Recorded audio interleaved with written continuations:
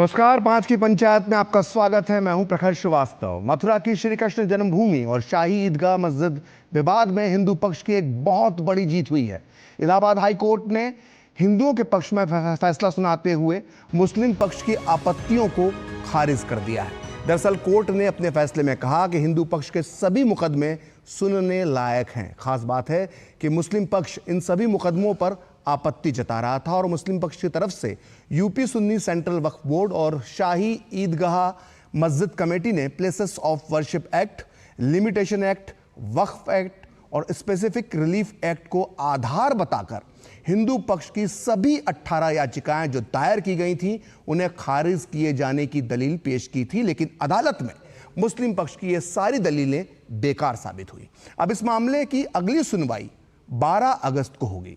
आसान शब्दों में अगर हम इस मुद्दे को समझें तो इलाहाबाद हाई कोर्ट से आ जाए फैसले का अब यह असर होगा कि हिंदू पक्ष की याचिकाओं पर हाई कोर्ट में सुनवाई जारी रहेगी, क्योंकि हाई कोर्ट ने इन मुकदमों को सुनवाई के योग्य माना है। इन 18 याचिकाओं को सुनवाई के योग्य माना है।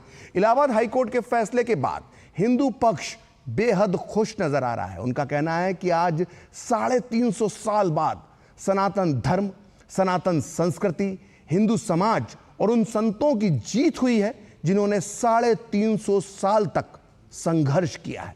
हिंदू पक्ष का तो यह भी दावा है और यह दावा कर रहा है हिंदू पक्ष कि आज के फैसले से यह साबित हो गया है कि मुस्लिम पक्ष के पास कोई सबूत नहीं है इस मस्जिद को लेकर, और इसीलिए अब जो आगे की लड़ाई है वो हिंदू पक्ष के लिए आसान हो गई है, ऐसा हिंदू पक्ष मान रहा है। लेकिन अभी भी मुस्लिम पक्ष के पास, अभी वक्फ बोर्ड के पास, अभी भी ईदगाह कमेटी के पास सुप्रीम कोर्ट जाने का रास्ता खुला हुआ है इस सुनवाई को रोकने के लिए। लेकिन फिलहाल आज जो है, आज हिंदू पक्ष इस मुद्दे को लेकर उत्साहित नजर आ रहा है। हम 5 की पंचायत में आज इसी मुद्दे पर चर्चा करेंगे और जानेंगे कि क्या अयोध्या के बाद अब मथुरा में भी पूर्ण मंदिर के निर्माण का रास्ता साफ हो गया है। हमारे साथ चर्चा में होंगे खास मेहमान, लेकिन हम चर्चा शुरू करें उसके पहले देखते हैं कि इस मुद्दे को लेकर आज किसने क्या कहा।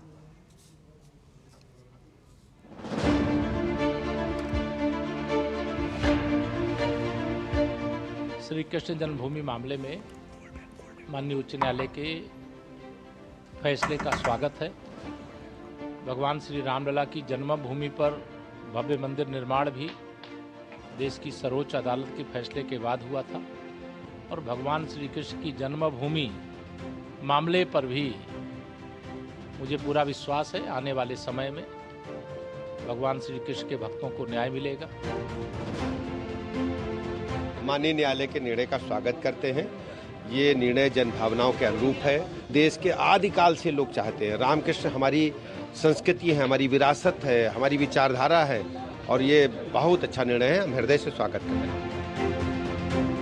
100 करोड़ हिंदुओं के धैर्य की जीत हुई है।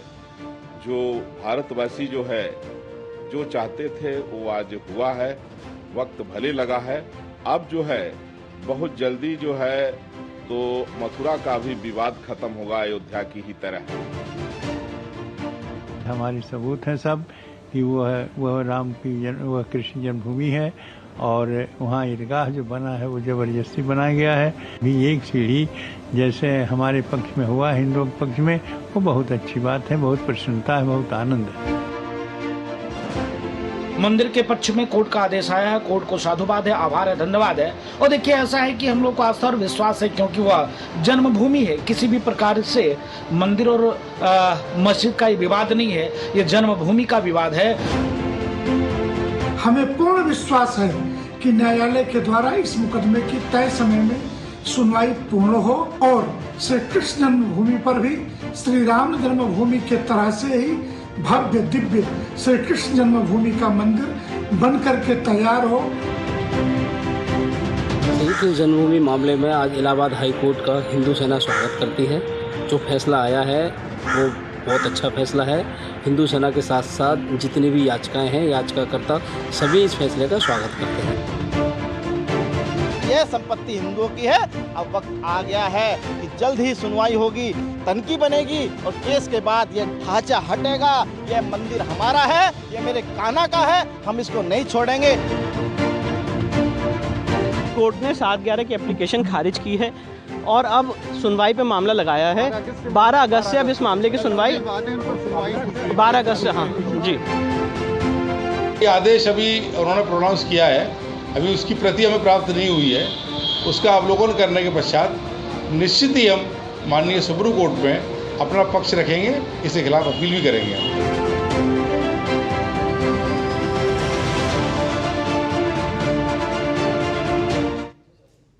तो ये तो थे बयान, अलग अलग बयान। हिंदू पक्ष कह रहा है कि अब ये ढांचा हटेगा और कान्हा का विशाल मंदिर बनेगा, लेकिन ये बयान है। अभी बहुत सारे मुद्दे हैं, सुप्रीम कोर्ट में मामला जा सकता है और आज हम 5 की पंचायत में चर्चा करेंगे कि आखिर इस पूरे मुद्दे के, इस पूरे विवाद के कानूनी पहलू क्या हैं। इसके अलावा हिंदू पक्ष क्या कहता है, मुस्लिम पक्ष क्या कहता है, सबसे बड़ी बात इससे मथुरा का जो पूरा मामला है उससे जुड़ा इतिहास क्या कहता है। इन्हीं सब मुद्दों पर बात करने के लिए मेरे साथ जुड़ चुके हैं खास मेहमान।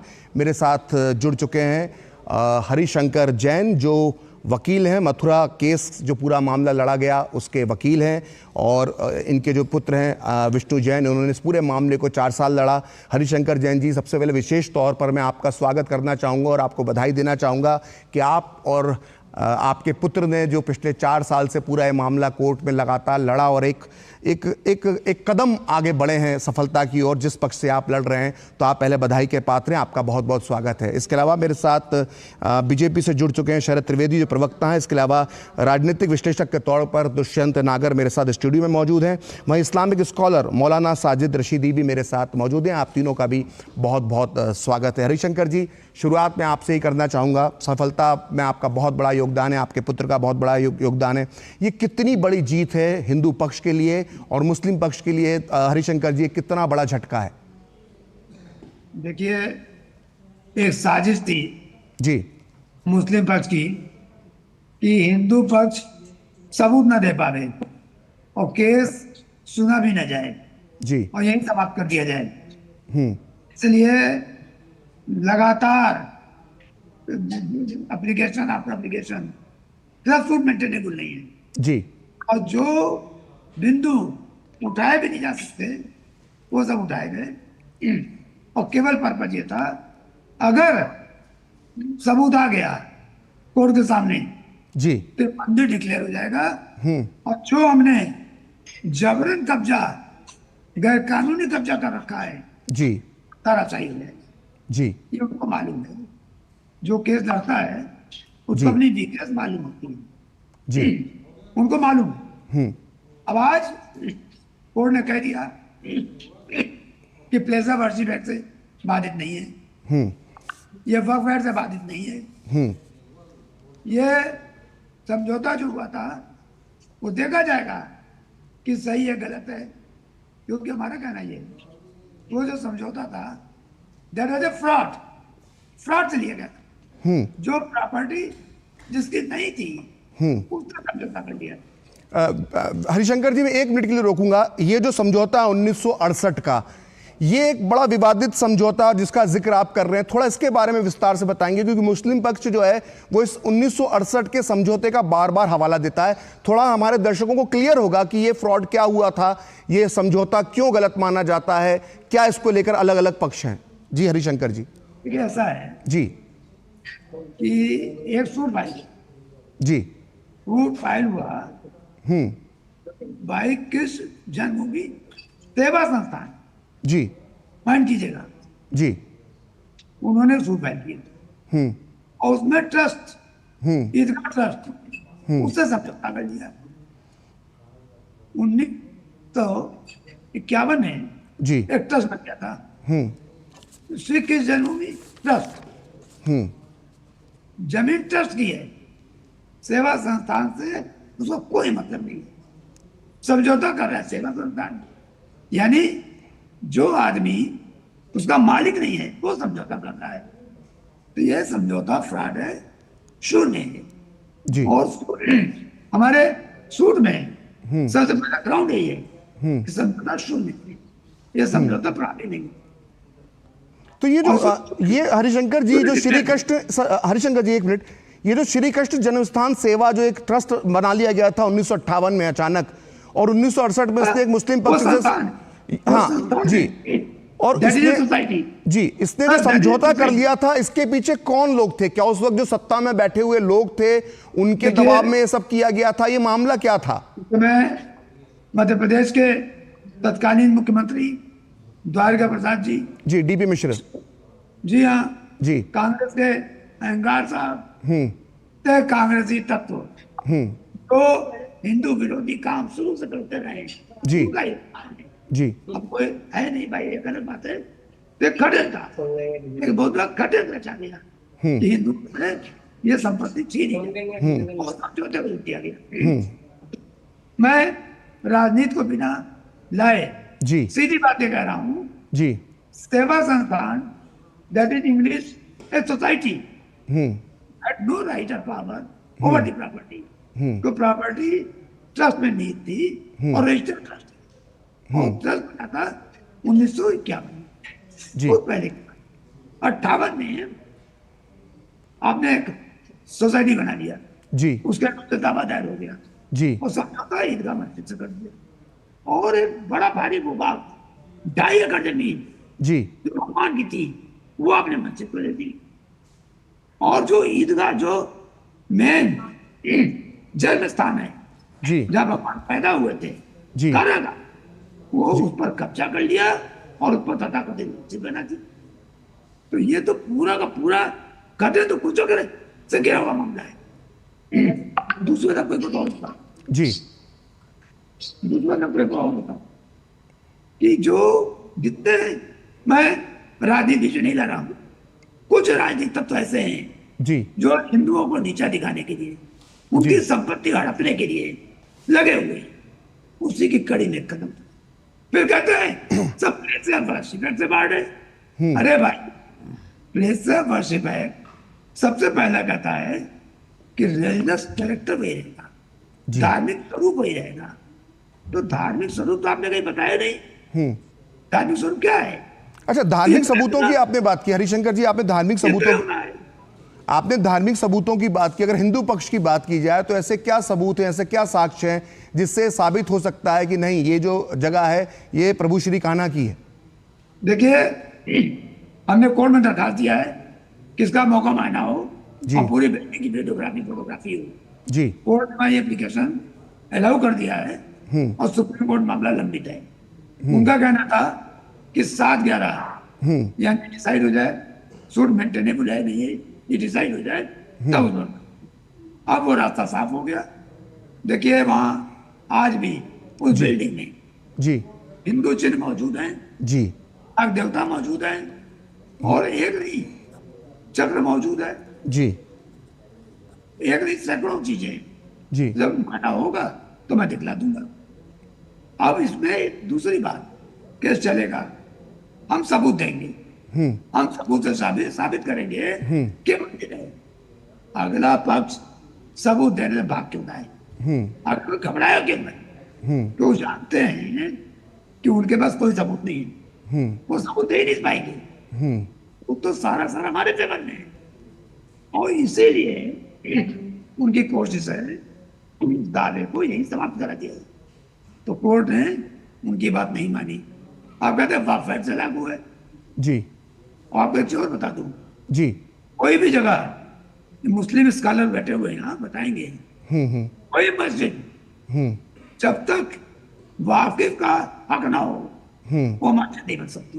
पहले दिखलाना पड़ेगा कि वक्फ डीड कहाँ है और प्रॉपर्टी वक्फ किसने की, ना उनका वक्फ डीड है, ना वक्फनामा है, ना कोई सबूत है कि प्रॉपर्टी कहीं वक्फ हुई। तो ये सब बातें सबूत में आएंगी और सबूत देने से भागता कौन है जिसका केस कमजोर होता है? हम तो कह रहे सबूत ले लो भाई। आप चाहते हो कि केस की सुनवाई ना हो।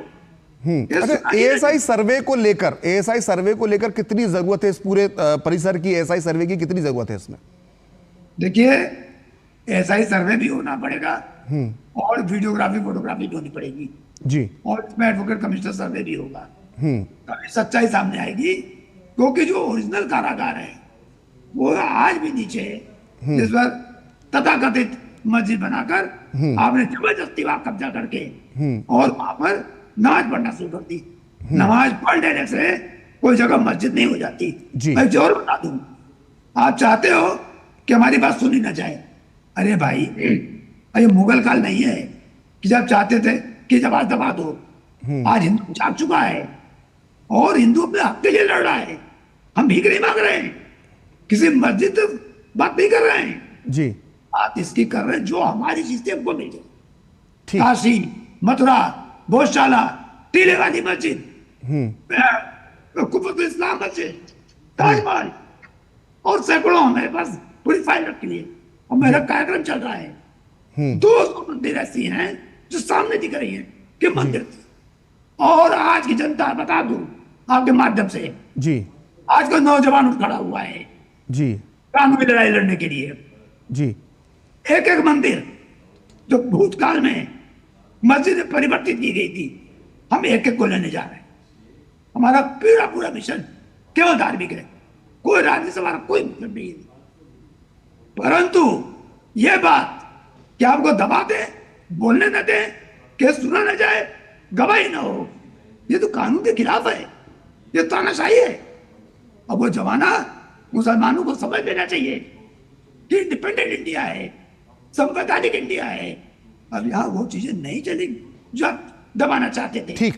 देखिए सबूत क्या, अभी खुदाई करवा लीजिए, आपको वहां कारागार मिलेगा। अब खुदाई होगी, कारागार मिल जाएगा, तो जानते मामला हो जाएगा। गौशाला में क्या हुआ, गौशाला में 2000 पेज की रिपोर्ट आई है, सत्य साबित हो गए। बाबा काशी विश्वनाथ में करवाया, वहां साबित हो गया, फर्जी साबित हो रहा है। ठीक। ठीक। झूठ है, झूठ की बुनियाद पर ये कहते हैं बालू के ढेर पर कोई महल खड़ा नहीं हो सकता। ठीक है, आपने एक महत्वपूर्ण बात की और पूरे केस को जो है विस्तार से समझाया, कानूनी पहलू बताए, इतिहास से जुड़ी बातें बताई। अब मैं इसको थोड़ा राजनीतिक मोड़ पर इस बहस को ले जाना चाहता हूं। शरद जी हमारे साथ हैं बीजेपी की तरफ से। शरद जी, अब जो एक अहम मोड़ आया है, इसको मील का पत्थर माना जा रहा है, जो आज मथुरा के केस में जो आज फैसला आया है इलाहाबाद हाईकोर्ट का, बीजेपी का रुख क्या होगा इसे लेकर? जो अयोध्या को जिस तरह का सपोर्ट मिला था अयोध्या आंदोलन को, क्या मथुरा और काशी के आंदोलन को भी इतना ही सपोर्ट बीजेपी का मिलेगा?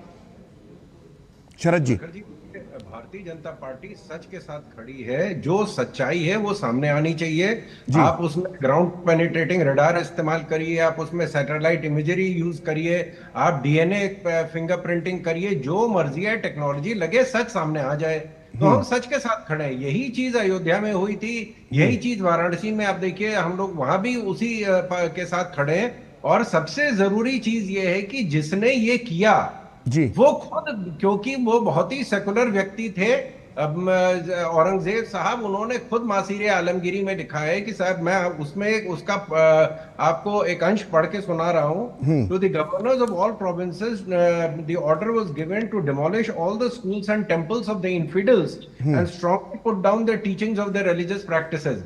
2 सितंबर 1669 को ये रिपोर्ट आ गई थी औरंगजेब के कोर्ट में कि साहब काशी विश्वनाथ का मंदिर तोड़ दिया गया है। और फिर 1670 में दूसरा फरमान जारी किया गया कि दिल्ली में जो कालका जी मंदिर है उसको तोड़ा जाए और मथुरा में जो केशवराव टेम्पल है उसको तोड़ा जाए, और जो वहां से मूर्तियां निकाली गई हैं उनको लाके जहांनारा मस्जिद जो है आगरा में है उसके सामने रखा जाए, ताकि जो मोमिन या जो पुण्य आत्मा लोग हैं वो उसके ऊपर चल के जाएं। और वो सेकुलर व्यक्ति थे। जब वो खुद कह रहा है, ये इकबालिया बयान है, ये बहुत कम ऐसा होता है कि आप इतिहास में आपको इकबालिया बयान मिल रहा है। और इकबालिया बयान की, जैन साहब भी वकील है, मेरे सीनियर है कोर्ट में, वो खुद ही क्या जानते हैं, आपको भी मालूम है कि इकबालिया बयान जो है वो कोर्ट में बहुत मायने रखता है।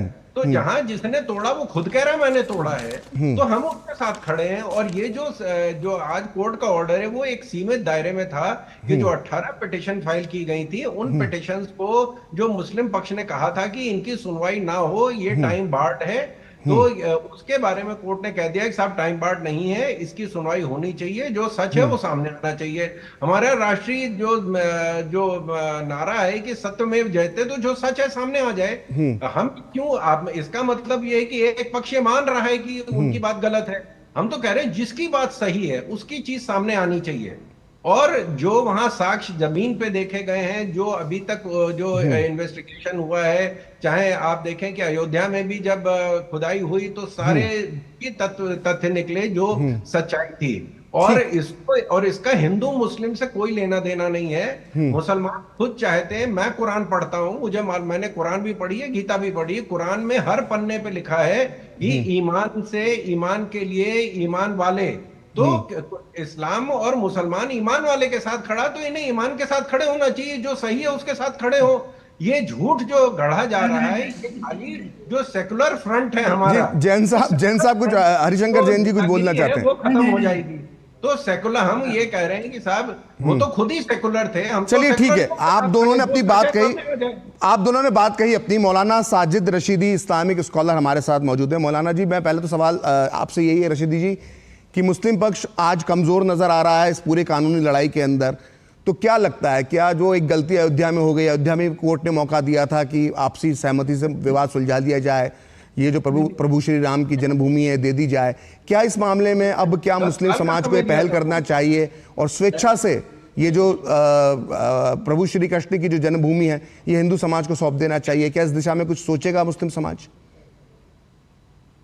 देखिए, सबसे पहले तो मैं आपको ये बता दूं जी, दो वक्ताओं को मैंने सुना जी और बड़े धैर्य से सुना जी।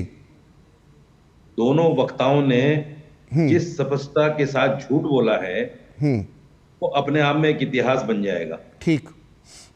उन्होंने बोला कि बाबरी मस्जिद में भी खुदाई हुई तो साक्ष्य मिले, लेकिन सुप्रीम कोर्ट का जो जजमेंट है वो ये कहता है कि हमें ऐसा कोई साक्ष्य नहीं मिला कि जिससे पता चले कि मंदिर तोड़कर मस्जिद बनी हो। सुप्रीम कोर्ट कहता है। सुप्रीम कोर्ट ने यह भी कहा कि 1949 में जो मूर्तियां रखी गई वो इलीगल तरीके से रखी गई। सुप्रीम कोर्ट ने यह भी कहा कि 1992 में जो बाबरी मस्जिद को तोड़ा गया वो गलत तरीके से तोड़ा गया। सुप्रीम कोर्ट ने यह भी कहा कि जो लोग इस कॉन्स्पिरेसी में शामिल थे उनके खिलाफ कानूनी कार्रवाई होनी चाहिए। ठीक। ये सारी चीजें कोर्ट के फैसले में मौजूद है। और ये कह रहे हैं कि साहब वहां भी खुदाई में मिला था, वहां भी ये साबित हो गया था। जब सुप्रीम कोर्ट के फैसले को ये लोग टीवी पे बैठकर नकार सकते हैं तो आप समझ सकते हैं कि ये कहां तक और किस उस तक जा सकते हैं। नंबर एक। ठीक। दूसरी बात जी, अगर आज हाई कोर्ट ने ये कह दिया कि ठीक है भाई, मैं इन पक्षों को सुनूंगा, इनकी दलीलों को सुनूंगा जो इन्होंने अर्जी लगाई है, तो उसमें मुसलमान हार कहां गया है? क्योंकि मुसलमानों ने विरोध किया था। आपके वक्फ बोर्ड ने, आपकी ईदगाह कमेटी ने, सुन्नी वक्फ बोर्ड, सब लोगों ने विरोध किया था कि भाई ये 18 याचिकाएं नहीं सुनना चाहिए, इसलिए हम उसको झटका मान रहे हैं मुस्लिम समाज के लिए। जी सर, मेरे सुन लीजिए, मैं वही कह रहा हूं। जी जी। अगर हाई कोर्ट ने ये कह दिया कि मैं हिंदू पक्ष की बातों को सुनूंगा और ये बात आपकी नहीं मानी जाएगी कि इनको ना सुना जाए, तो इसमें हार कहां से हो गई? कौन कह रहा है इसमें हार हो गई? अभी तो सुना जा रहा है, फैसला तो सुनने के बाद में आएगा। ऐसा थोड़ा हाई कोर्ट ये कह देगा कि इन 18 ठीक है, तो मतलब मुस्लिम पक्ष जो है इस पूरे मामले को लेकर सुप्रीम कोर्ट जाएगा। दुष्यंत जी, मैं आपको सर मेरी पूरी तो हो जाए बात। जी बोलिए। आपने दोनों वक्ताओं को नहीं बोलिए। नहीं, मुझे लगा आपने बात खत्म कर ली। बिल्कुल नहीं बोले, लेकिन मेरे बीच में 3 मरतबा बोल चुके हैं। बोलिए प्लीज बोलिए। मैं ये कह रहा हूं कि मुस्लिम पक्ष को हाई कोर्ट ने ये तो नहीं कहा कि आज के बाद आपको सुना ही नहीं जाएगा। हाई कोर्ट ने सिर्फ ये कहा है कि जो 18 याचिकाएं हैं, 18 चीजें इन्होंने बताई हैं, उनको सुना जाएगा। उसके बाद में फिर मुस्लिम पक्ष को भी सुना जाएगा, कोई फैसला आएगा।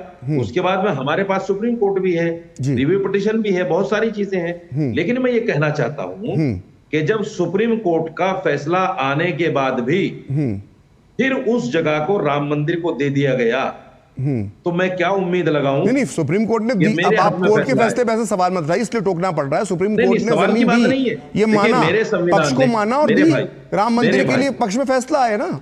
मेरे भाई सुन लीजिए, मेरे संविधान ने मुझे ये अधिकार दिया है कि अगर सुप्रीम कोर्ट भी कोई फैसला, कोई जजमेंट सुनाता है तो उस पर मैं बात कर सकता हूं। बिल्कुल, ये मेरा संवैधानिक अधिकार है। ठीक।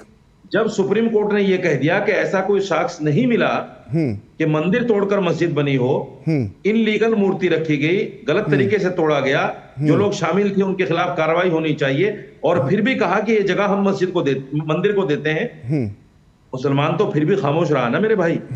मुसलमान ने तो कोई आपत्ति नहीं जताई। मुसलमान तो आज भी खामोश है, तमाशा ही बन रहा है, देख रहा है। कि ये हो क्या रहा है। जिस देश में 3.5 करोड़ पेंडिंग है केस, जिस देश में खुद जज लोग ये कहते हैं कि इतने जजेस नहीं है जो हमारे केसों को सॉल्व कर सकें, वहां मंदिर मस्जिद पर अगर कोर्टों में सुनवाई हो रही है, बुरके पर जो सुनवाई होती है, बुरके पे जो सुनवाई हो जाती है तत्काल, हिजाब पर जो सुनवाई हो जाती है वो ठीक है, लेकिन भगवान श्री कृष्ण की जन्मभूमि पे सुनवाई ना करे कोर्ट, ये किस तरह की दलील है? ये किस तरह की दलील है? सुनो मैं बताता हूं। मतलब बुरके पर और हिजाब पर सुप्रीम कोर्ट के पास समय, उस पर आप आपत्ति नहीं उठा रहे हैं, लेकिन अगर इलाहाबाद हाईकोर्ट सुनता है प्रभु श्री कृष्ण की जन्मभूमि पर तो आपको आपत्ति है? आप सुनते ही नहीं बात को पूरी को। देखिए मैं आपको एक उदाहरण देता हूं। मेरे साथ एक आदमी 17 लाख रुपए की चीटिंग कर गया। मैं 2.5 साल से कोर्ट में हूं। 2.5 साल से कोर्ट ये बात नहीं तय कर पाया कि इस आदमी के खिलाफ कानूनी कार्रवाई होनी चाहिए जो चीटिंग करेगा, जबकि ऑनलाइन सारा काम है, सारा पैसा ऑनलाइन दिया गया है। 2.5 साल से मैं कोर्ट में हूं, उस पर फैसला नहीं आएगा। इस पर आएगा कि मस्जिद किसकी है, मंदिर किसका है। लेकिन इसी पे आपत्ति है ना, जब हिजाब के पक्ष में फैसला आता है, कर्नाटक के हिजाब के पक्ष में फैसला आता है, तब तो आपको बड़ा अच्छा लगता है कि वाह सुप्रीम कोर्ट कितना एक्टिव है, अदालतें कितनी एक्टिव है। ये कड़वा कड़वा थू थू और अच्छा अच्छा गप की जो आपकी सोच है ना, इसको आप जरा बदल लीजिए। सुनिए, ठीक है, नहीं आपको पूरा समय मिल चुका, आपने सारी बात कह दी, आपने सारी बात कह दी। कोर्ट को पढ़ना ही नहीं चाहिए। आप कहां कह रहे हैं कि मैं कड़वा कड़वा थू और मीठा मीठा करता हूं। मैं हर्षवर्धन त्रिपाठी जी को इस बहस में लाना चाहूंगा। हर्षवर्धन जी, जो अभी आपने बात सुनी रशीदी जी को, उसे लेकर आप क्या कहेंगे? ये क्या सोच है कि अगर कोई समाज जो है, जो अपने 3 आराध्यों की जगह मांग रहा है, जो सबूतों के तौर पर, शुरुआती सबूतों के तौर पर नजर आती है, उसको लेकर भी जो ढिठाई जो दिखाई जाती है, जो ढीठपना दिखाया जाता है, उसे लेकर आप क्या कहेंगे हर्षवर्धन जी? देखिए प्रखर जी, सबसे पहले तो ये कि मुझे नहीं पता है कि आपने मौलाना साहब को इस्लामिक स्कॉलर के तौर पर बैठाया हुआ है, तो वो इस्लाम की जो मूल व्याख्या जो मैंने सुनी है, मैं भी कोई इस्लाम तो जानता हूं नहीं, मैं कतई उसका जानकार नहीं हूँ, लेकिन मेरी तो जानकारी यही है कि इस्लाम को कहते हैं कि जहाँ एक बार कुछ ऐसा कुछ भी हो गई हो, तोड़ फोड़ हो गई हो, गलत काम हो गया हो, तो अल्लाह तो नमाज भी नहीं उसको मानेगा, नमाज अता हो ही नहीं पाती। और उसके बावजूद सारी जगहों पर जहाँ हिंदू धर्म स्थल हैं वहीं पर तोड़कर उन लोगों ने जो इस्लाम के खिलाफ थे, इसका मतलब वो इस्लाम भी ठीक से नहीं समझ रहे थे। अब या तो ये कहें कि नहीं इस्लाम की व्याख्या नई तरीके से करनी चाहिए, तो पहले तो यही बता दें। अब ये हमें इस्लाम सिखाएंगे। देखो आपने सवाल क्या किया है, जवाब क्या दे रहे हैं, सुन लीजिए। देखिए मौलाना साहब, अभी बीच में आपको कोई टोकेगा तो आपको बुरा लगेगा। नहीं, ये इस्लाम की टीचिंग कर रहे हैं। नहीं, आप उसके बाद अरे अगर उन्होंने सुनो ना मौलाना साहब, सुनिए ना, इस्लाम कौन जानता है, कौन नहीं जानता, ये आप थोड़ा ही बताएंगे। अरे मौलाना साहब, बाद में आपको बोलने, आप बता देना हर्षवर्धन जी ने क्या क्या गलत बोला इस्लाम के बारे में, जो सिख के बारे में क्या गलत बोला है, तो आप बोलने के लिए आजाद है। अभी मत रोकिए ना, अभी बात तो करने दीजिए ना। खुद मान रहे हैं कि मैं इस्लाम को नहीं जानता, तो इस पर बात नहीं कर रहे हैं। अच्छा, ये इसमें क्या उसका जवाब दे दें। अच्छा, हर्षवर्धन जी ने क्या गलत बोला? इस्लाम में नहीं लिखा क्या कि जो जमीन जो पूरी तरह से वर्जिन है, जो पूरी तरह से क्लीन जमीन है, उसी पर मस्जिद बनना चाहिए? ये तो है ना, बिल्कुल सही बोला। लेकिन आपको तो औरंगजेब की तोड़े हुए मंदिरों पर, आपको तो औरंगजेब के तोड़े हुए मंदिरों पर मस्जिदें खड़े करने का शौक है, और फिर जो है आलमगीर औरंगजेब की कब्र पर भी जाना है, उसे महान भी बताना है, और फिर कोर्टों में भी लड़ना है। तो अब उस मानसिकता का क्या किया जा सकता है? हर्षवर्धन जी आप बोले। एंकर महोदय, दिक्कत पता क्या है? नहीं ठीक है, आप भी उन्हीं की वाणी बोलते हैं। सर मैं तो सत्य की वाणी बोल रहा हूं, मैं तो सत्य की वाणी बोल रहा हूं। औरंगजेब खुद स्वयं लिख के चला गया। अगर मुझे सुनिए, लेकिन आप तो तकरीर शुरू माफी चाहता हूं हर्षवर्धन जी, आपको बोलने के बीच में मुझे बोलना पड़ रहा है। अगर मुझे मौलाना साजिद रशीदी के कहे पे और औरंगजेब के जो दरबारी थे मुस्तैद खान, उन्होंने मासिर आलमगीर उनके रहते रहते जो लिखी है, अगर इन्होंने में से दो में से एक को चुनना होगा तो मैं आपको पेज नंबर के साथ बता दूंगा। मासिर आलमगीरी को झूठ बयान किया जा रहा है। मतलब आप जो औरंगजेब का दरबारी था, जो औरंगजेब को अपनी आंखों एक मिनट अब एक नहीं मौलाना साहब मासिर आलमगीरी किताब लाइए आप। नहीं लाइए, किताब कहां है ना? रुकिए तो सही, रुक तो जाइए। मासिर आलमगीरी किताब लाइए ना। अरे जनाब रुक जाइए, इतनी भी जल्दी क्या है? अरे जनाब, अरे मौलाना साहब रुक जाइए, वो किताब फारसी में मौजूद है। भैया दूसरे को बोलने देंगे कि आप ही शो करने आए हैं। आप इंग्लिश में ट्रांसलेट पढ़कर बता रहे हैं उसका। चलिए मैं हिंदी में बता देता हूं। मैं हिंदी में बता देता हूं। वो मासिर पारसी में आलमगीर, मौजूद है मैं मेरे दर्शकों भाई। को बताना चाहता हूं कि मासिर आलमगीर जो पुस्तक लिखी गई थी, ये औरंगजेब के दरबारी मुस्तैद खान ने लिखी थी, जो औरंगजेब को अपनी आंखों से देखता था, उसके दरबार में बैठता था, और उसने लिखी है, जो उसका हिंदी में बता देता हूं, जो शरद जी ने कहा था, मैं हिंदी में पढ़ देता हूं। ट्रांसलेट किसने किया उसका आप यही बता जदुनाथ दीजिए। सरकार दुनिया के सबसे महान इतिहासकारों में से एक, सर जदुनाथ सरकार, जाके पढ़ लेना उनके बारे में। भारत में उनसे बड़ा इतिहासकार उन्होंने कोई नहीं translate हुआ किया है है मासिर भारत आलमगीरी में। का। अरे सोचिए ना, अब आप फिर उन्होंने ट्रांसलेट अरे किया है आप मासिर किताब की बात आलमगीरी ना का। किया करें, आप क्या किताबों की सवाल बात ही कर ना रहा हूं, करें। क्या जवाब अब दे आप रहे हैं किताबों आप? की बात ना करें। तो वो लिखते हैं बहुत मासिर बढ़िया। आलमगीर में मुस्तैद खान, माफी चाहता हूं हर्षवर्धन जी, रोकना पड़ा है मुझे आपको यहां पर। वो लिखते हैं कि जिलकदा 1089 17वें रोज, यानी 9 अप्रैल 1669 में औरंगजेब के मथुरा पर हमले और कृष्ण मंदिर को नष्ट किए जाने का इसमें इस तारीख को खास जिक्र मिलता है। अब आप चाहते हैं कि मैं मौलाना साजिद रशीदी की बात मानूं, और जो व्यक्ति औरंगजेब के साथ था मैं उसकी बात ना मानूं। गजब बहाल है। हर्षवर्धन जी अपनी बात कंप्लीट कीजिए प्लीज। गूगल यूनिवर्सिटी है ये। अच्छा, देखिए यस प्रखर जी, मैं फिर से वही मूल पर जाऊंगा जी। भाई, मेरी कुछ समझ नहीं है इस्लाम और मुसलमान की जी, और ज्यादा इसलिए भी नहीं बोलूंगा कि कब कहां से क्या हो जाए, इसका खतरा भाई सबको STSJ। डर होता है, तो इसलिए उससे भी थोड़ा डर लगता है। हाँ। लेकिन सामान्य समझ आती है, जो लोग कहते हैं कि इस्लाम कतई किसी इस तरह की तोड़फोड़ इसको स्वीकार नहीं करता है। कुछ लोग जो इस्लाम को जिन्होंने बदनाम किया, वो ये सब काम करते हैं, तोड़फोड़ करते हैं, हत्या करते हैं, मार काट करते हैं, दुनिया भर का गलत काम करते हैं। और ऐसा ही गलत काम हुआ होगा तभी तो हिंदू मंदिरों को तोड़ दिया गया। प्लेसेज ऑफ वर्शिप एक्ट क्या था? वो कोशिश ये थी कि इस देश में हिंदू मंदिरों को जो तोड़ा गया, उस पर वो सामान्य अपनी आवाज भी न उठा पाए। अब ये कोई 1947 या 1991 के मसले तो है नहीं। अगर ये उस समय का कोई मामला होता तो निश्चित तौर पर प्लेसेज ऑफ वर्शिप एक्ट में आता। ये सब बहुत पुराने मसले हैं, जब न तो आज की ये सरकारें थी, ना आज वाली ये डेमोक्रेसी थी, और न ही ये प्लेसेज ऑफ वर्शिप एक्ट लागू होता है। क्या आज के समय में उन ऐतिहासिक, वैज्ञानिक, धार्मिक प्रमाणों को जाने जाने की जरूरत नहीं है? बिल्कुल जरूरत है। आप तो आगे बढ़ने की बात करते हैं, पीछे तो जा नहीं सकते। तो आगे बढ़ने का तरीका क्या होगा? जहां विवाद है, विवाद के पक्ष को समझें, और अगर वहां साफ साफ दिख रहा है फिर भी आपको यकीन नहीं है, तो दूसरा तरीका आता है कि वैज्ञानिक तरीके देखिए, ऐतिहासिक संदर्भ निकालिए। वो मामला आज हाई कोर्ट ने अब जो वो इतिहास की किताबों को मानने को तैयार नहीं है, विज्ञान से जिनको एलर्जी, उनका क्या किया जाए?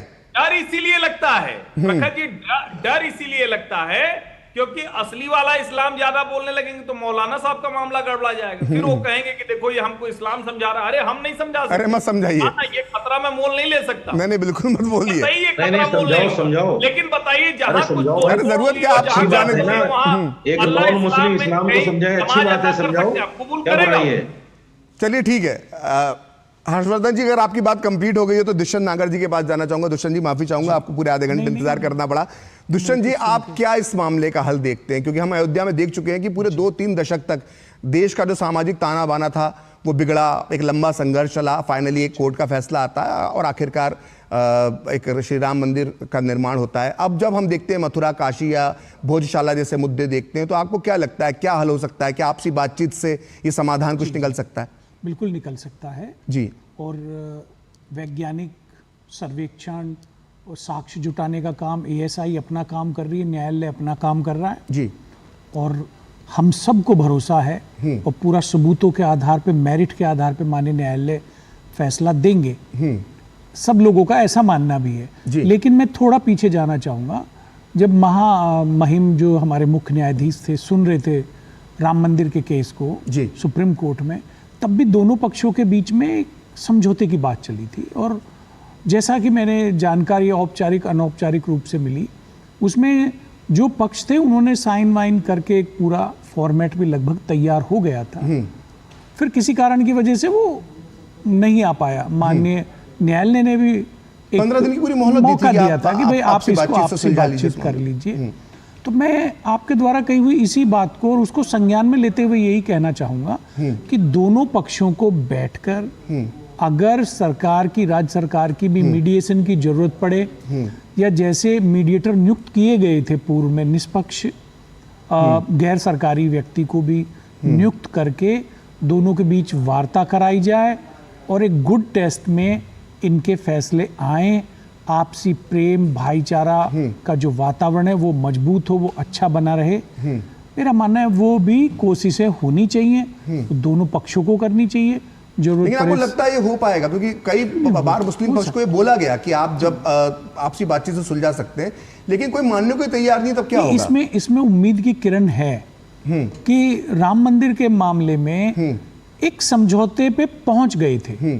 जो 15 दिन का माननीय न्यायाधीश जी ने समय दिया था, तो उसमें प्रगति बहुत अच्छी हुई थी मेरे हिसाब से। मतलब मैं थोड़ा सा आपसे मतभेद है मेरा यहाँ पे। जब सुप्रीम कोर्ट में मामला था और 15 दिन का जो समय दिया गया था, उसमें किसी भी सहमति पर पहुंचने के आसार क्या, मतलब शुरुआत तक नहीं हो पाई थी। हाँ, ये जरूर कहा जाता है कि नरसिम्हा राव सरकार के दौरान और उस दौरान कुछ ऐसी बातचीतें हुई थी, खासकर चंद्रशेखर जी के भी दौरान, तब एक सहमति के आसार बन रहे थे। लेकिन जो सुप्रीम कोर्ट में जब ये मामला पहुंचा था, तब इस तरह की सहमति बनने की गुंजाइश कम थी। मैं शरद जी से पूछना चाहूंगा, शरद जी, आपको क्या लगता है कि क्या अगर सहमति का एक रास्ता बनता है, तो क्या इस रास्ते पर चलकर सहमति बनाई जा सकती है? और आपको उम्मीद है क्या ये जो मुस्लिम पक्ष है या जो मस्जिद कमेटी वगैरह है, ईदगाह कमेटी वगैरह है, ये इस सहमति के लिए राजी होंगी?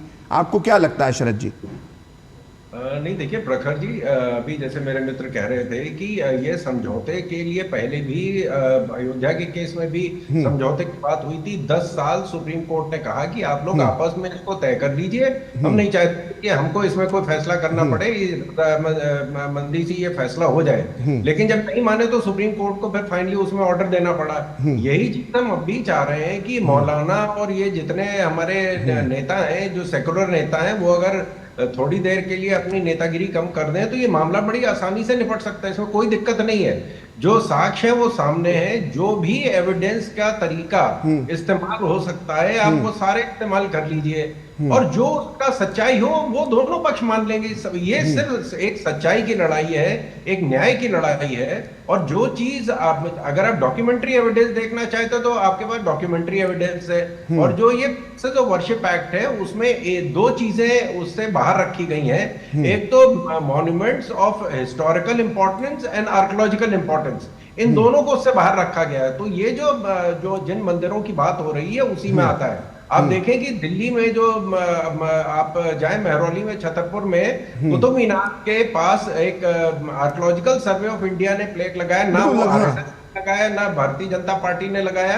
वहां पे लिखा है कि साहब ये हिंदू मंदिर था जिसको जैन मंदिरों और हिंदू मंदिरों में तोड़ बनाई गई है। वहां पे जो कुतुब मीनार में वो मूर्तियां लगाई गई हैं, और मुझे याद है मैंने अखबार में खुद पढ़ा था सन 82 में, 81 या 82, मुझे एग्जैक्टली याद नहीं है, मैं बचपन से अखबार पढ़ता था, उसमें आया था कि साहब कुतुब मीनार में वाइब्रेशन हो रहा था, तो उस वाइब्रेशन को रोकने के लिए उस समय की सरकार ने कहा कि मीनार गिर सकती है, तो उसको नीचे से खोद के उसमें कंक्रीट पंप किया जाए तो मीनार मजबूत हो जाएगी, स्टेबल हो जाएगी। जब उसमें नीचे खोदा गया तो उसमें मूर्तियां निकली, तो जब देखा अगर मूर्ति निकालते हैं तो वो तो मीनार वैसे भी गिर जाएगी, तो एज इट इज उसमें कंक्रीट पंप करके उसको बंद किया गया है। 42,000 रिकॉर्डेड एविडेंसेस हैं कि साहब मंदिर तोड़े गए हैं। अभी आप देखिए मध्य प्रदेश में जो मंदिर, जो पूजा जो वेदशाला है, वहां पे भी यही चीज सामने आ रही है। तो जो सच्चाई है, आप देखें हम लोग SC/ST एक्ट लाए हैं क्योंकि हमारे समाज के कुछ परिवारों के साथ, कुछ समाज के साथ अत्याचार हुआ था, अन्याय हुआ था, हम लोग उसका प्रायश्चित कर रहे हैं। आज जालियांवाला बाग में आज से 20-25 साल पहले ब्रिटिश की महारानी आई थी, उन्होंने कहा था कि नहीं साहब हम इससे दुख है, ये बहुत गलत हुआ है। आपने बहुत महत्वपूर्ण बात कही, मैं समझ गया। उन्होंने जो ब्रिटिश राज परिवार ने माफी मांगी, जापानीज फोर्सेस ने बलात्कार किया था, जापान माफी मांग रहा है और वो उन्होंने उनको हरजाना भी दे रहे हैं। फिलीपींस ने हरजाना दिया फिलीपींस को। ठीक है मौलाना साहब, ये चीज कर रही है कि इस दुख को, इस तकलीफ को, जो किसी को सही गलत किसी वजह से मिली है, उसको खत्म किया जाए और एक सामंजस्य बैठे। लेकिन ये जो हमारे सेकुलरवादी हैं, वो अपने सेकुलर मसीहा औरंगजेब का चिंतन करें कि साहब क्या वो सच बोल रहे हैं या वो गलत बोल रहे हैं। हम तो मौलाना साहब, जो आपने बात कही, बहुत अच्छी बात कही, मौलाना साहब से उस पर उनका रुख ले लेते हैं। मौलाना साहब, क्या बुराई है? अगर कोई इतिहास में गलती हुई है तो क्या उसको हम दुरुस्त नहीं कर सकते? आखिर आपसी सद्भाव के साथ बैठकर किसी मुद्दे को हम सुलझा लें तो इससे तो हिंदू मुस्लिम संबंध अच्छे ही होंगे ना। आखिर दिक्कत क्या है? हम आखिर क्यों औरंगजेब को हीरो माने? हम क्यों उसे नायक माने जिसके रिकॉर्ड, जिसके दस्तावेज, जिसके काले कारनामे मौजूद हैं? हम उस औरंगजेब की गलतियों को सुधार क्यों नहीं सकते हैं? दुनिया के कई देशों ने इस तरह की गलतियां सुधारी हैं, तो फिर भारत के मुसलमानों को दिक्कत क्या है? मौलाना साहब देखिए, जो लोग हिस्ट्री से अच्छी तरह वाकिफ हैं या हिस्ट्रीकारों को जानते हैं, उनके समक्ष सारी बातें हैं। वो अच्छी तरह जानते हैं कि ये जो पूरा मकड़ जाल है ये कहां से आया है, किसने किया है, किसका पैटर्न है, कौन क्या करना चाहता है, ये सारी चीजें उन समझदार लोगों के सामने हैं। लेकिन समस्या पता क्या है जी? समस्या ये है कि अगर कोई आदमी ये कहे कि साहब मैं 2 और 2 को 4 नहीं मानूंगा, मैं 2 और 2 को 5 ही मानूंगा, समस्या वहां आ जाती है। अब देखिए, इन्होंने अभी बीजेपी के प्रवक्ता ने कितनी बड़ी बात कही कि साहब ये जो नेतागिरी कर रहे हैं लोग, सेकुलर लोग, मैं इनसे पूछना चाहता हूं, राम मंदिर पर नेतागिरी किसने की है? बीजेपी ने की है। सारा काम तो कांग्रेस के जमाने में हुआ है और खामोशी के साथ हुआ है। नेतागिरी तो इन्होंने की है वहां कार सेवा ले जाकर, नेतागिरी तो इन्होंने की है राम मंदिर का इनॉग्रेशन करके, जिसमें चारों जो आपके बड़े महापुरुष लोग हैं वो शामिल नहीं हुए और उन्होंने बाकायदा आपत्ति जताई। और जिन लोगों ने इस केस को शुरू से आखिर तक लड़ा, उनको दूध में से मक्खी की तरह निकाल के फेंक दिया इन लोगों ने। राजनीति कर रहा है और उसका परिणाम ये मिला कि अयोध्या की 7 सीटें बीजेपी के हाथ में निकल गई। सवाल मेरा ये है कि क्या आपसी सद्भाव से हम सुधार सकते हैं? क्या हम इतिहास की गलतियों को सुधार सकते हैं? मेरा सवाल ये। मैं उसी पर आ रहा हूं। जो बात दुष्यंत नागर जी ने शुरू की थी, आपने उसको काट दिया। ये मामला बिल्कुल हल्के करीब पहुंच गया था, लेकिन राजनीतिक स्वार्थी लोगों ने बीच में घुस के इसको इधर उधर कर दिया। ये तो बाबरी मस्जिद एक्शन कमीशन, वो बाबरी मस्जिद एक्शन कमेटी वाले भी तो हो सकते हैं जो स्वार्थी थे। सुन लीजिए, वो तो दोनों ही पक्ष, अगर आप आरोप लगाएंगे तो दोनों पक्षों में आरोप लगाइए कि दोनों पक्ष सहमति पर नहीं पहुंच पाए। मौलाना साहब चलिए, अच्छा आपकी बात मान लेता हूं, दोनों पक्षों ने कर दिया, चलिए आपकी बात मान लेता हूं। अगर इसमें खुश रहते हैं आप, मैं मान लेता हूं। नहीं, मेरी खुशी से मतलब नहीं है, मतलब हम अगर बात करें तो निष्पक्ष तरीके से बात करें ना। अच्छा, और बड़ी बात मैं ये कहना चाहता हूं। देखिए, अभी औरंगजेब को फला को और 42,000 और 30,000 की बात आ रही है। हम तो इस बात से संतुष्ट हैं कि राम मंदिर के मामले में सबसे बड़ी अदालत ने यह कह दिया कि मंदिर तोड़कर मस्जिद नहीं बनी। अब ये उस बात को बार बार कहते रहे, हमारे ऊपर कोई फर्क नहीं पड़ता। इसीलिए मुसलमान भाईचारा चाहता है। मंदिर का फैसला आने के बावजूद भी कहीं से किसी मुसलमान ने कोई आपत्ति नहीं जताई। भाईचारा चाहता है तो दे दे मथुरा, मथुरा काशी दे दे। देखिए राशिद साहब, कोई काबा नहीं मांग रहा है, कोई अलक्सा नहीं मांग रहा है, कोई मदीना का कोई हिस्सा नहीं मांग रहा है। हम अपने 3 आराध्य जो सनातन धर्म के लोग हैं, वो 3 आराध्य जो उनके हैं, वो उनकी जन्मभूमि मांग रहे हैं। कोई आपका कुछ नहीं मांग रहा है। दे देंगे तो बड़ा दिल ही होगा ना, और सबूत मौजूद है। आप सबूतों को भी नकारते हैं तो उसका क्या किया जाएगा? देखिए, सुनिए, कितनी बड़ी बात आपने कही और आप कह गए और आपको पता भी नहीं आपने क्या कह दिया। काबा है सऊदी के अंदर जी, अक्सा है इजराइल और फलस्तीन के अंदर। इन सब लोगों को शामिल तो कर लीजिए पहले भारत में, फिर मांग लीजिए। शामिल करने की जरूरत नहीं। आपकी कोई भी ऐसी मस्जिद, भारत में भी कई पवित्र मस्जिद, भारत में भी कई पवित्र मस्जिदें हैं जिनको लेकर कोई विवाद नहीं है। भारत में भी कई पाक मस्जिदें, पवित्र मस्जिदें हैं जिनको लेकर विवाद नहीं। वो तो नहीं मांग रहे, वो तो नहीं मांग रहे ना आपसे। कच्ची बात आपने कह दी। अरे ठीक है, चलिए, भारत में भी तो पाक पवित्र मस्जिदें हैं आपकी, वो तो नहीं मांग रहे ना। और आप जो कच्ची बातें कह रहे हैं, आप जो इतिहास के सबूतों को नहीं मान रहे, वो चलेगा ना? वो चलेगा जो आप इतिहास के सबूतों को नहीं मान रहे हैं। आप औरंगजेब को अपना नायक मानने में तुले हुए हैं, वो चलेगा। आप बताइए औरंगजेब नायक था या खलनायक था? आप बताइए औरंगजेब नायक था कि खलनायक था? सुनो मेरी बात, सुनो, धैर्य से सुनो। कोई बात नहीं, गलती हो जाती है, उसको एक्सेप्ट भी कर लेना चाहिए। आपने कहा जी मुस्लिम पक्षकार भी हो सकते हैं, हमने माना उसको, आपके चैनल में माना, हाँ हो सकता है मुस्लिम पक्षकार भी कुछ राजनीति कर रहे हैं उसमें। जो बात गलत मुंह से निकल जाए उसको मान भी लेना चाहिए। नहीं, आप मुझे बताइए ना, औरंगजेब नायक था कि खलनायक था? कौन? औरंगजेब नायक था कि खलनायक था? आप बताओ ना। मैं तो उसके जमाने में था नहीं। उसने आप तो दावा करते थे कि औरंगजेब ने ऐसा किया नहीं। तब आप जब औरंगजेब को बचाना होता है तब आप कहते हैं कि आप उसके जमाने में थे नहीं। मैं हिंदुस्तान, चलिए ठीक है, मैं यहाँ पर एक ब्रेक लेना चाहूंगा, ब्रेक के बाद मैं आपसे बात करूंगा। ठीक है, मैं आपको रोक रहा हूँ, ब्रेक का एक वक्त हो रहा है। ठीक है, ब्रेक का एक वक्त हो रहा है। हम उसके बाद इस गंभीर विषय पर चर्चा जारी रखेंगे। फिलहाल 5 की पंचायत में लेते हैं एक छोटा सा ब्रेक।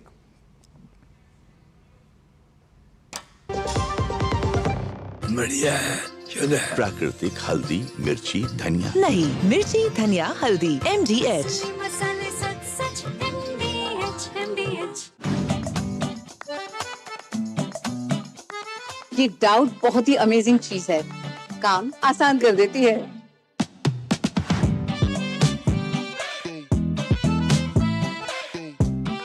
अब जिस पे भी डाउट है वो तो ऑटोमेटिकली आउट है।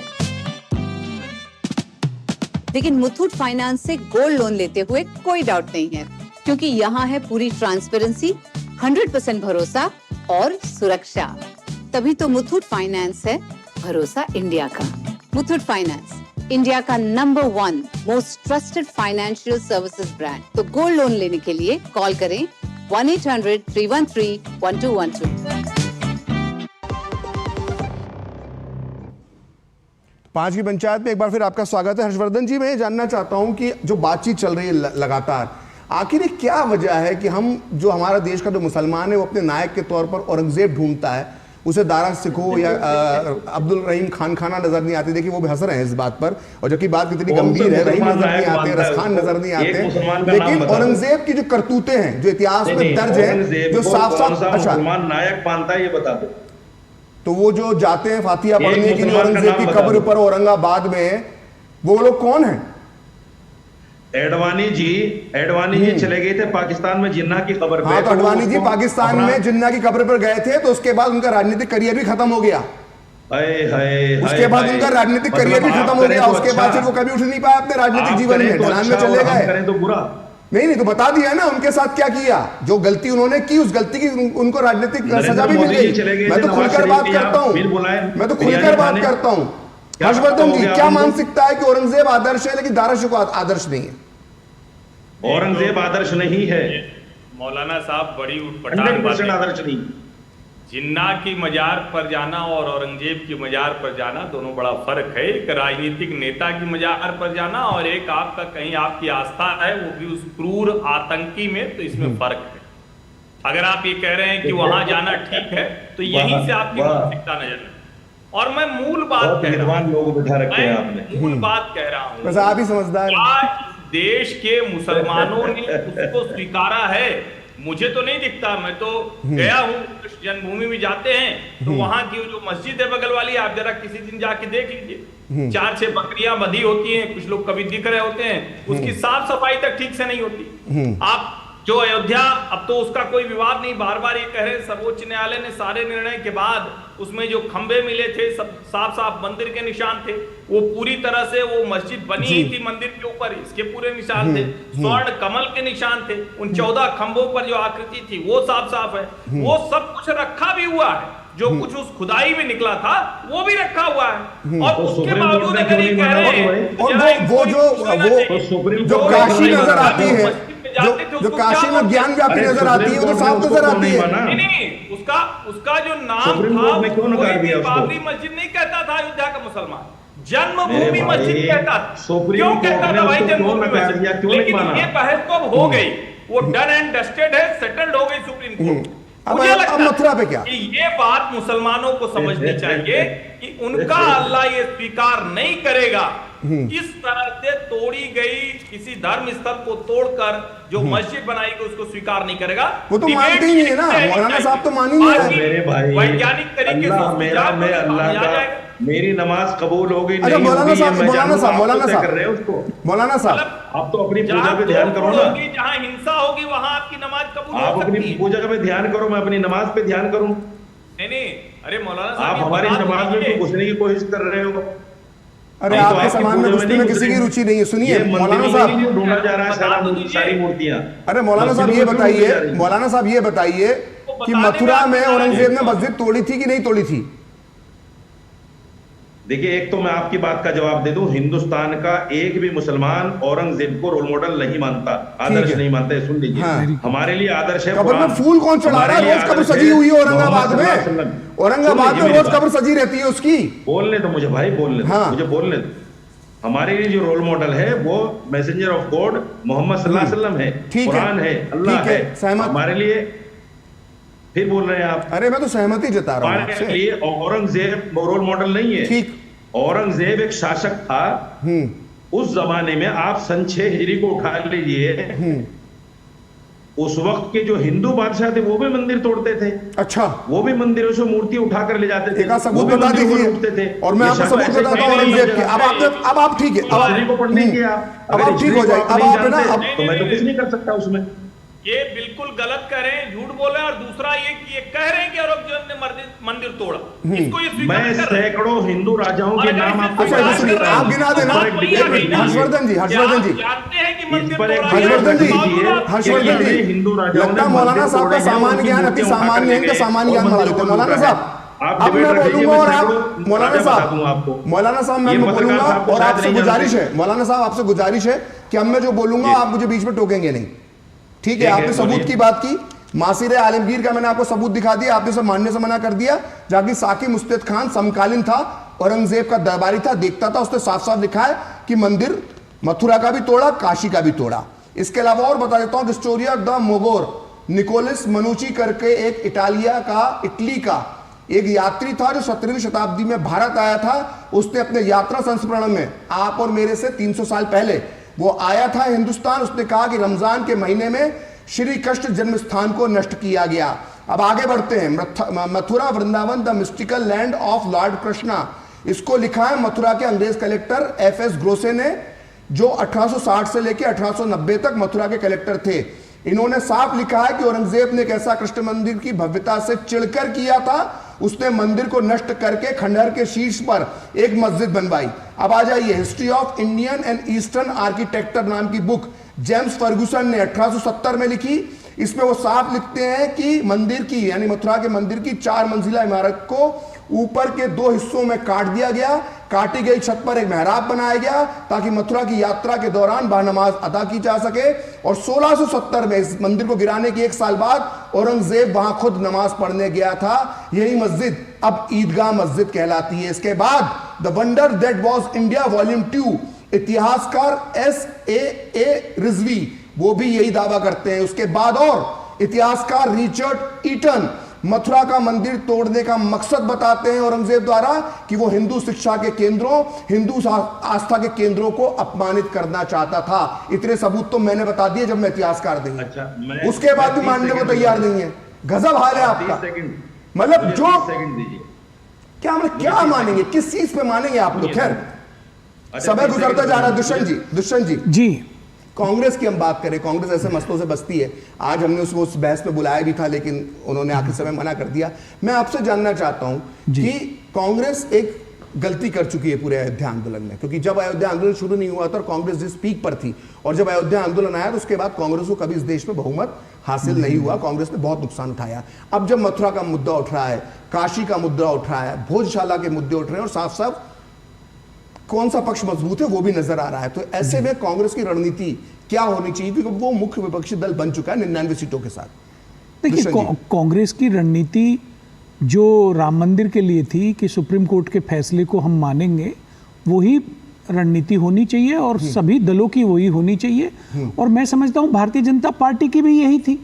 आदरणीय मोदी जी ने कहा था 2019 के चुनाव से पहले, एक बड़े संपादक को इंटरव्यू देते वक्त उन्होंने कहा कि नहीं, हम कानून लाकर राम मंदिर नहीं बनाएंगे, जो सुप्रीम कोर्ट का फैसला होगा हम उसी को मानेंगे। लेकिन यहाँ एक और चीज मैं कहना चाहता हूँ, हमारे भारतीय जनता पार्टी के बड़े वरिष्ठ और आदरणीय साथी हैं, उन्होंने सेकुलर दलों के ऊपर व्यंग किया। तो भाई सेकुलर दल तो आपके भी हैं जिनकी वजह से आपकी सरकार चल रही है। तेलुगु देशम पार्टी है, JDU है। क्या अगर आपको सेकुलर जमात से आपत्ति है तो आप उनका समर्थन हटा दीजिए। दूसरी बात मैं एक और कहना चाहता हूं, हर्ष जी ने कहा जिन्ना को कि भाई जिन्ना एक नेता थे, जिन्ना एक नेता थे मुस्लिम लीग के, लेकिन जिन्ना ने जो डायरेक्ट एक्शन का जो उन्होंने आह्वान किया था उसकी वजह से कितनी हिंसा हुई, कितने लोगों मासूम लोगों की हत्या हुई, वो भी इतिहास का सच है। जिन्ना की जिद की वजह से बंटवारा हुआ, उसमें कितना अरबों खरबों रुपए का नुकसान हुआ, कितने लोगों की जानें गई, परिवार बिछड़े। तो जिन्ना कभी हीरो नहीं हो सकते भारत में, बिल्कुल होना भी नहीं चाहिए। जिन्ना का की तुलना या उसे मैं समझता हूं कि दबे शब्दों में समर्थन करना।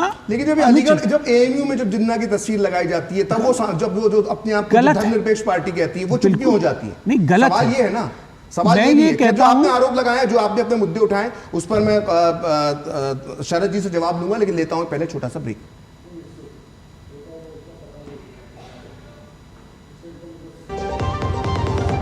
आपके घर के खाने में रेस्टोरेंट जैसा स्वाद ले आए MDH का शाही पनीर मसाला। पनीर को क्या मस्त बना डाला। बात जब पीढ़ियों के लिए बनने वाले घर की हो तो जिम्मेदारी बड़ी हो जाती है। गैलेंट समझता है ये जिम्मेदारी। अब डबल M रिब्स के साथ गैलेंट एडवांस TMT रीबार, निर्माण का रियल हीरो। रिचार्ज, जल्दी रिचार्ज करा। ये क्या किया?